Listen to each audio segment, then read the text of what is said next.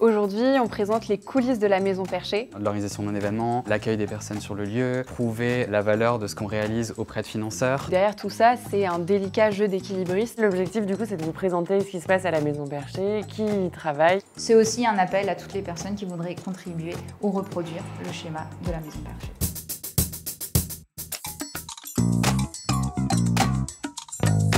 Au sein du pôle lieu, il y a 3 salariés. Donc il y a Max, le cofondateur, qui chapeaute, on va dire, toute l'animation globale du lieu. Il y a Giacomo, qui est barista de la Maison Perchée et qui va s'occuper de toute la partie cafette. Et ensuite, il y a moi, qui suis responsable du lieu et qui vais chapeauter à la fois l'accueil des personnes et la programmation des événements.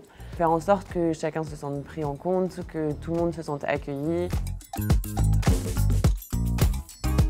Les ateliers qui sont organisés le samedi pour le grand public, ça représente environ 75 événements par an. On va vraiment accueillir tout le monde. Et ça, c'est hyper important parce que c'est ça aussi ce qui va permettre la déstigmatisation, ce qui va permettre la rencontre, l'échange. L'après-midi, en semaine, on est réservé aux membres de la Maison Perchée. Et c'est hyper important que ce soit dédié parce que du coup, ça permet d'avoir une safe place dans laquelle on peut se sentir bien. Une information importante, c'est que du coup, les samedis, on est souvent plein. C'est pas toujours évident de venir pour la première fois quand il y a beaucoup de monde dans un lieu. Donc nous, notre recommandation, c'est vraiment de venir le matin quand on vient pour la première fois. Il y aura toujours une personne pour vous présenter la Maison Perchée.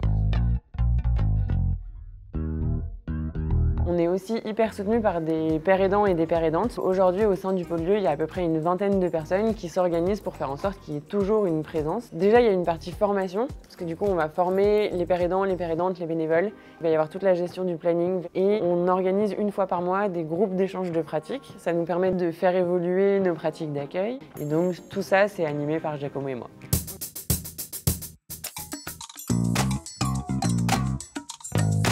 Le pôle programme, c'est le pôle qui est dédié aux membres de la Canopée. Il a pour mission à la fois de proposer du contenu toujours nouveau pour la Canopée, des ateliers, des activités, mais aussi de prendre soin des membres de notre communauté.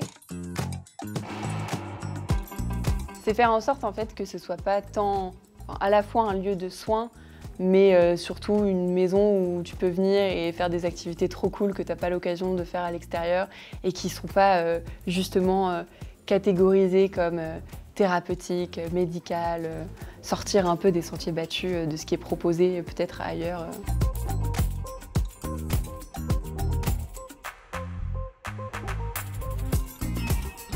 Au sein du pôle, on est 4 salariés. Elsa qui coordonne vraiment le programme, aussi bien au niveau du budget que de l'équipe, mais aussi du bon fonctionnement opérationnel de la Canopée. Ensuite, il y a Anna qui est en charge du développement des programmes et de l'innovation. Elle pilote aussi l'essaimage du programme, c'est-à-dire comment développer le programme en région. Et puis, elle essaye au maximum d'impliquer les membres de la communauté dans les prises de décision. Anne, du coup, elle est responsable de la communauté, c'est-à-dire à la fois les pères aidants, pères aidantes, mais aussi tous les volontaires. Et donc, son rôle principal, c'est d'organiser tous les grands temps de rencontres de notre communauté, mais aussi la formation des pères aidants et des pères aidantes.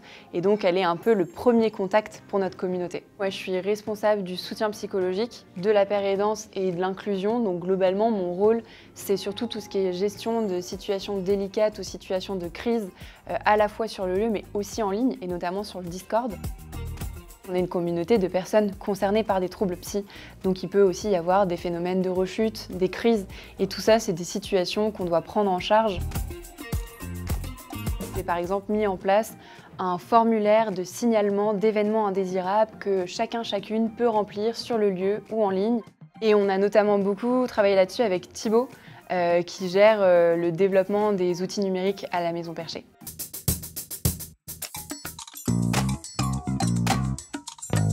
Le pôle tech et produit, on est 2 personnes en interne, moi en tant que product manager et Steven en tant que développeur full stack. Et notre mission, c'est de construire les outils numériques de l'association. Donc ça va être le site internet, l'espace membre pour les personnes qui sont dans nos programmes et également l'outil interne de gestion pour les salariés et les volontaires.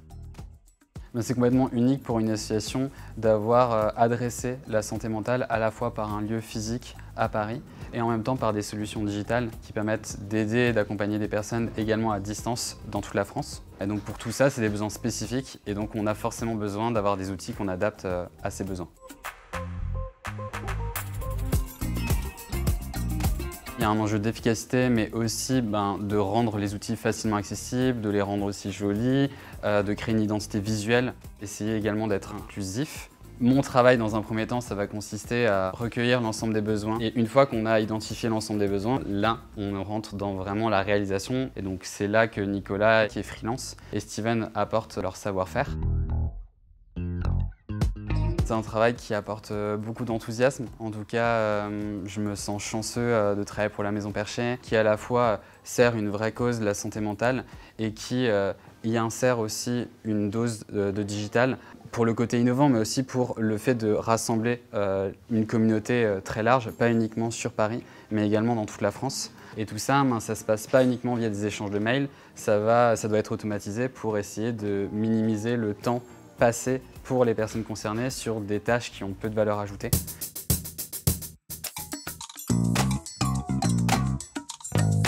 Le pôle déstigmatisation et communication en fait même des actions auprès du grand public. Pour ça, on a mis en place différents contenus.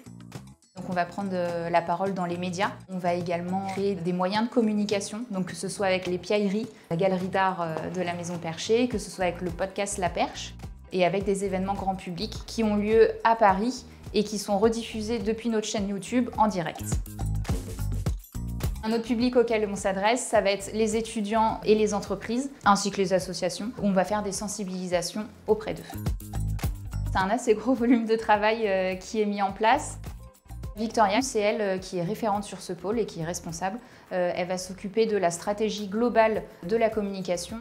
On va avoir une alternante, Brittany. Donc ça va s'occuper des réseaux sociaux tous les jours, de faire de la modération et de les alimenter.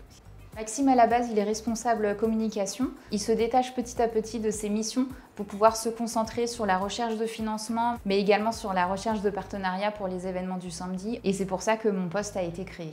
Je vais coordonner toutes les actions de communication externe. Le but, ça va être de recueillir toutes les informations et de dispatcher les tâches dans le pôle. On essaye de respecter un fil rouge, donc une thématique ou un sujet qu'on voudrait aborder. Récemment, on s'est posé la question de la masculinité et de la santé mentale. Du coup, on a mis en place différents contenus. On a fait une perche sur la masculinité. On a fait une expo des piailleries sur le thème Boys Do Cry.